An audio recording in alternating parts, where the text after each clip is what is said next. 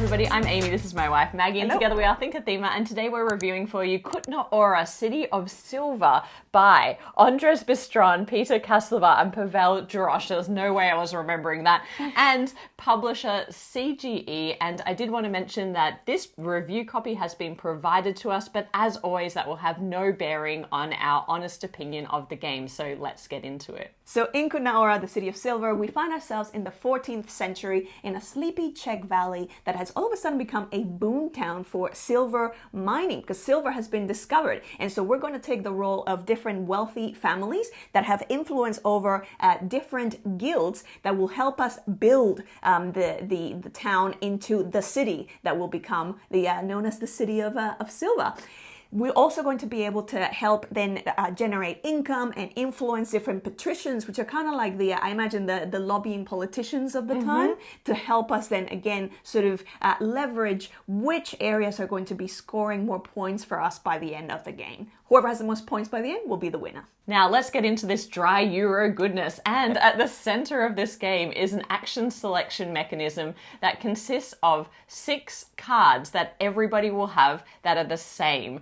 But what's interesting about these cards is they have actions on either side of them. So depending on which way you play them, they will give you a different type of action. So the main trick of this game is to play out your actions in a sequence that's going to help you cover off everything you need to get done over the course of a round without running out of the card that you need. In each of the 5 rounds of the game in a 3 or 4 player game, you will get to take 5 actions, i.e. play 5 out of the 6 cards in your hand, and you'll have 1 left over, and then you won't be able to pick your cards back up until the start of the next round. But what are you trying to get done in this game? Well, the core puzzle takes place in building out the city of Kutná Hora.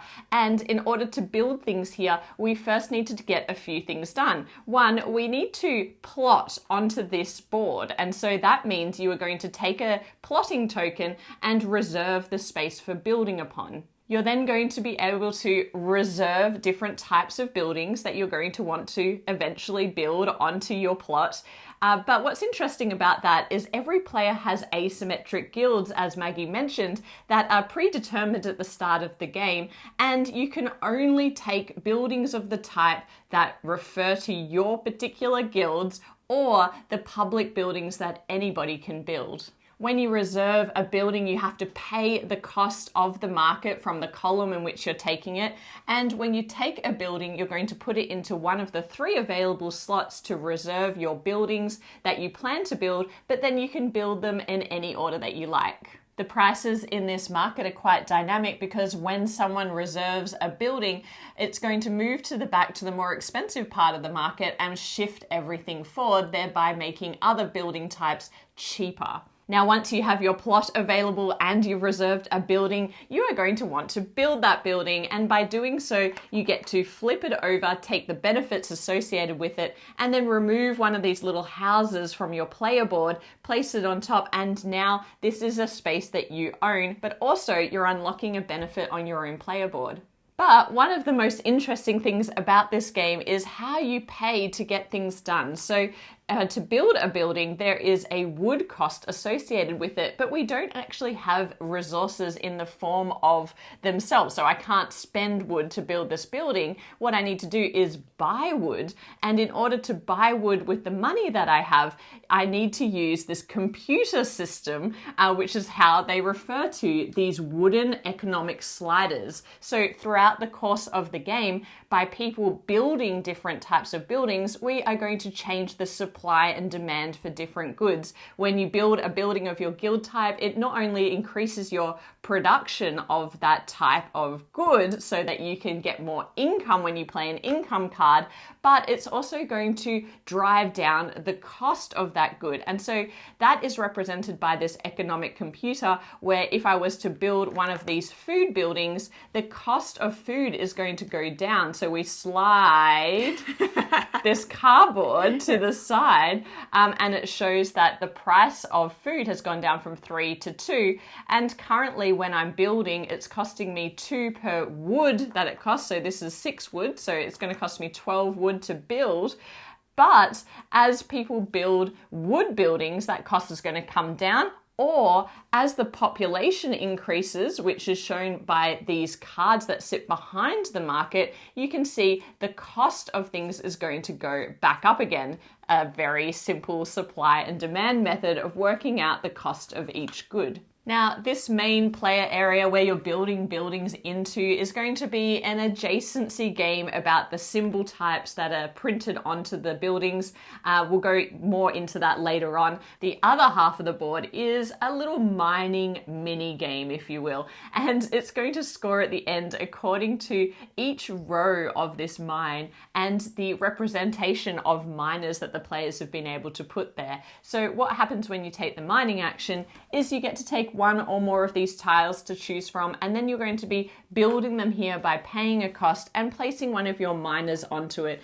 That has an impact on the amount of ore that you're producing for the income round again, but also, as mentioned, you want to try and own as many tiles that have stars on them because they are going to score at the end of the game. And there's one final thing that players can get done in this game. Through the St. Barbara action, we are going to be contributing to the building of St. Barbara Cathedral, and as Maggie will show you now, players will be contributing by turning over pieces of the St. Barbara Cathedral to show that it's built, and if you do so, you get the benefit. But in order to take the St. Barbara action, you need to collect these pelican tokens that start face up, but then as you take that action, they get turned down.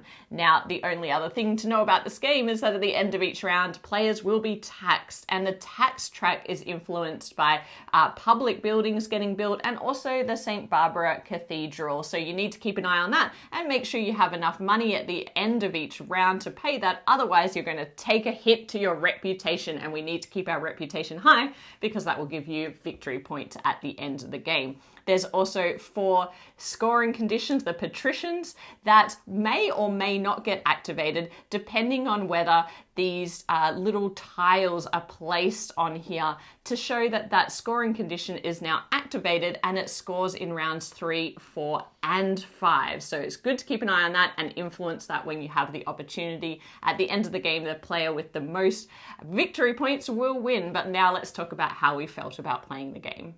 Okay, so first I want to talk about the theme in this game. Now, I was really delighted to see there's actually quite a lot of history and history bits and context that's provided in the rulebook, which really helped me immerse myself more in what, is quite literally a very grayish board until you start obviously turning over all those buildings. So I really, really appreciated that. And even just the fact of getting so much context, learning a lot around all the different elements, even like things like with the mining and the miners themselves being free townsfolk that were being paid, paid fair or good wages based on the very dangerous work that they were sort of doing. But then even things like, history around the cathedral and all that sort of stuff, like I find that stuff really, really fascinating. So I love that. I also really, they have this new rewood material, which I feel it works really well. So it's meant to be the sort of... So good. Like much more, I don't know if it's endlessly recyclable, but much more sustainable. It's kind of like a combination between wood and plastic. But it gives you a lot of detail in something that's a lot more, it feels really nice too. It does, I don't miss the plastic. I actually kind of prefer it over plastic. I agree. And it's closer to wood feeling. Yes. So it's really nice. It's nice and light as well. And obviously anything we can do to reduce the impact on the environment is a great step forward for the industry. 100%. So like to see more of that. Yeah. So then the other thing about this was probably the main sort of attraction of this, which is the computers. So having these 2 little devices that are, they're cardboard obviously, but it's quite interesting to add to the table presence of going, oh yeah, like you're physically seeing the economy be affected in different ways, and you have the sliders and you have the cards. So that was quite a cool... It's a good physical presence. Yes. People look at it on the table and they're like, what is that thing over there and how does it work? So it's definitely attention grabbing. Yeah. I will just comment on the final design of the board. I'm not sure I'm a super fan of the aesthetics of it. I feel as though I like some of the gold and silver touches, but of course, because it's the city of silver, it makes sense that there's lots of metallic silver, but it almost clashes to me a little bit with the very beautiful illustrations that are on the back of these buildings and being like quite multicolored. I'm not sure it all kind of fits together well. It kind of feels a bit piecemeal to me. I didn't mind that. Like, I don't mind that silver sort of as much, but I agree that I really love the illustrations in the back of those tiles. And I almost kind of wish that they were more different. So I think like that's one of the things that when you start kind of creating the town, all the buildings on the other side, like they're all kind of unique, but they all look the same at the same time, like the color scheme and even so they do. So you can't tell very easily which one is a food building versus which one is a wood building, and it doesn't really matter for the puzzle in the middle, but it would give you that sense of like the type of town you're building. And our friends, when they play it, they're like, "Ooh, I'm going to take this real estate by the river."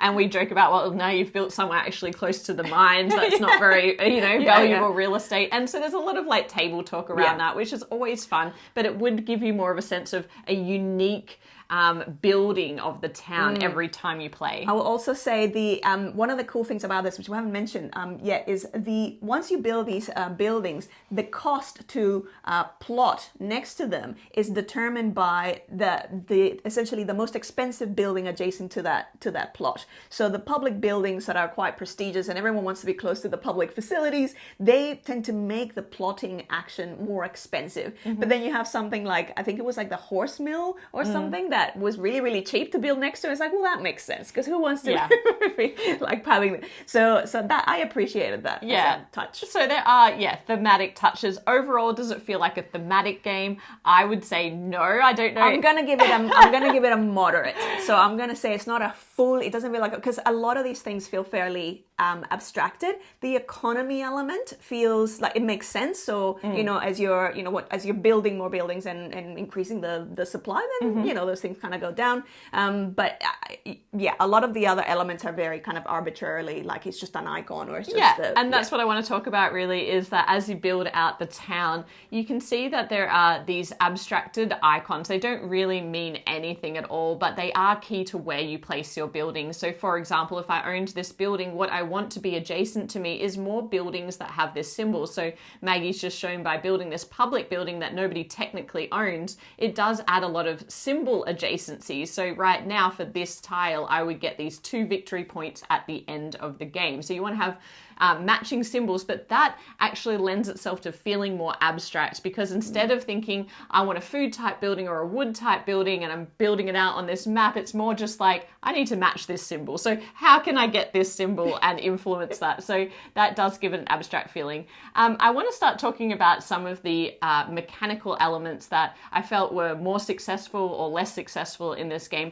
The first thing that everybody loves about this game, including myself, is this action selection system with the cards. It's very intuitive. I feel like the actions themselves are actually not that difficult to understand. So they're very simple. So you can build a plot, or you can take rights to a building, or you can just build. And so there's not a lot of cognitive burden in terms of what the actions do and what you're doing. But the difficulty in the game comes into how do you play these in the right order, because if I get rights and then I do a building action, I've also hopefully I'm aware of it, but I've also used my 2 income cards, and now I want to do income and I can't. There is a joker that everybody has access to, but towards the beginning of the game, it's going to cost you 1 reputation to use it for any other action.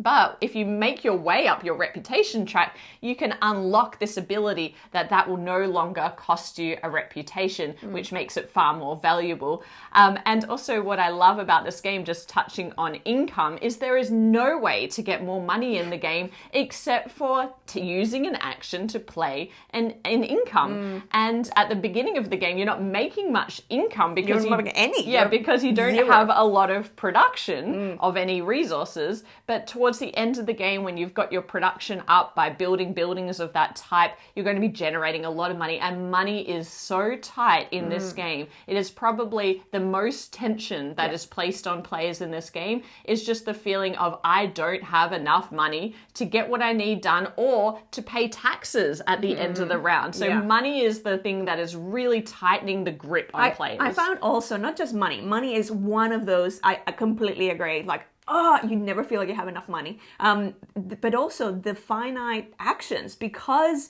you only really have, out of those 6 cards, you're going to get to play 2 in one round, 2, and then only 1. In one turn. In one turn, sorry. In one turn, it's like 2, 2, and then 1, and then there's always one card that you won't play. You always feel like, if only I got to play that one. Yeah. And because the building process, there's so many steps to it. It takes 3 actions to build a building. You need a plot, you need to take the rights, and then you need to build the building. And you need to have money for all of those steps. So it's like, at some point you need to have done an income.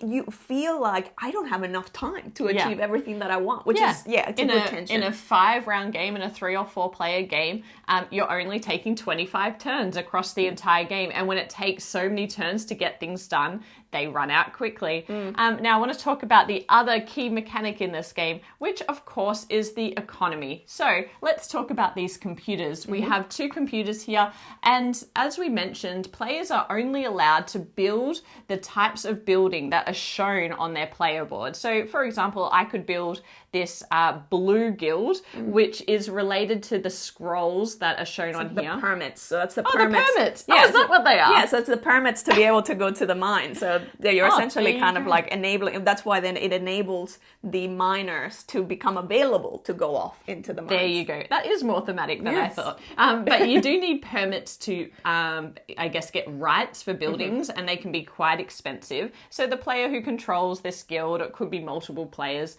are going to influence the price of this. And so when I build one of these buildings out into the town, it's going to do a couple of things. It's going to give me more personal production of those permits. So I will now have 3, and it's going to decrease the cost for everybody else because the supply's gone up. And now you'll see it only costs 2. And so when players go here and get rights to these buildings, now it's much cheaper than what it once was.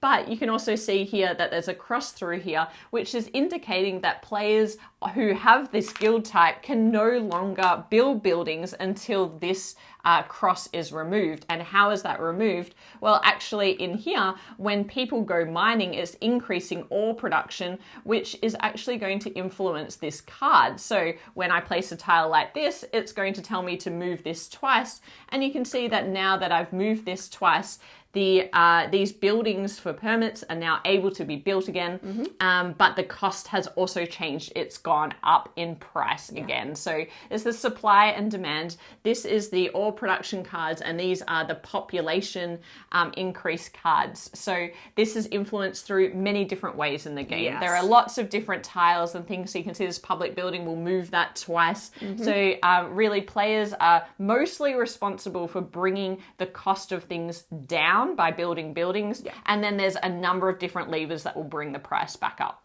Now, this is a really interesting one for me because it was one of the things that really attracted me to the game, and it was probably when we played this for the first time, it was the most exciting element of the game. We were like, what are these computers?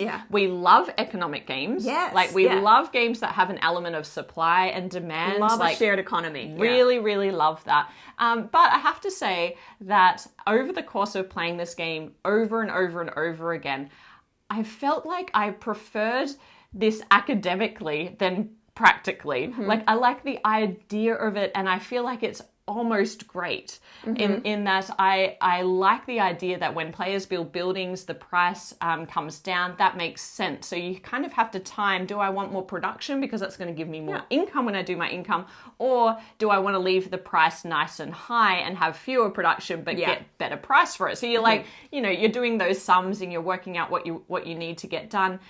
However, increasing the price again, I find it a little opaque in this game. And what I mean by that is it's not clear when you move these cards what's going to happen to the price. So for a while, the price might stay the same, and there's no, how many of these do I need to turn before the price goes up again for one of these goods? And there's no indication of that in the game. Even after playing it many, many, many times, I didn't feel like I had a sense of that. And so it actually feels like you have very little control, and it just feels like a little bit volatile. Yeah, you have direct control over bringing the price down immediately when you build that type of building, but then you're just constantly, because this, yeah, I agree, the word opaqueness is a good one, because it's like you have no idea. Sometimes it's like 2 more cards of population, like great, and it's like, it stayed the same. And it's just, again, that happens quite a lot, and so it means that you can't really plan that much in advance. And so yeah, I think that I found that also a bit of a detracting element for me. Yeah, so I don't know,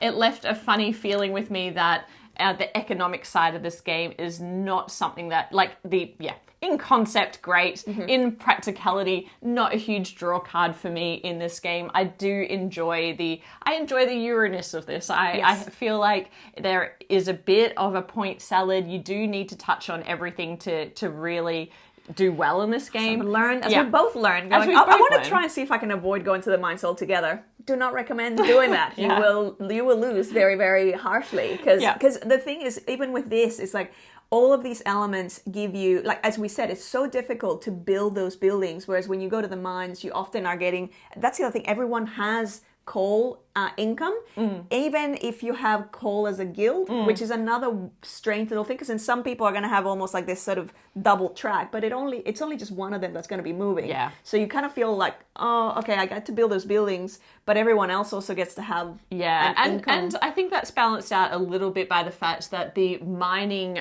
buildings actually give you a free mining action, which is meant to be a bit more powerful than other guilds. But I also found that over the course of the game, there are some guilds that are more interesting than others. So if you have the Wood Guild, for example, you are directly influencing the price of building any of the buildings. And that feels really engaging and fun, because people are like, you put the price down or you put the price up and now I like whatever it is. You're like, I'm going to let you suffer a bit longer with a really high price. Exactly. At the same time, you're hurting yourself because it means that you can't build. You're building at that high price as well. And then in some other combinations of guilds, they have the really high priced items, so maybe silver and the beer or the taverns that pop up around town. They give you a lot of income, and if you're able to get those, I found that they were generating a lot of income.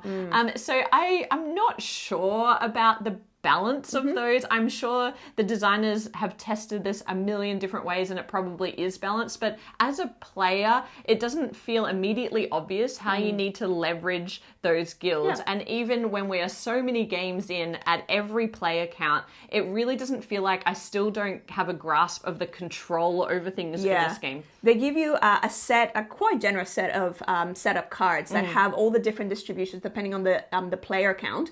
But even still, like, I'll agree where it's like, I don't quite, it's like, I'm trusting that they've balanced this, but as you're playing, you don't necessarily feel that. You often kind of go, how are they getting such an income? Like, they're getting, all of a sudden, they're getting 60 coin income, and I'm still at like 10 or 20. It's like, how does this balance?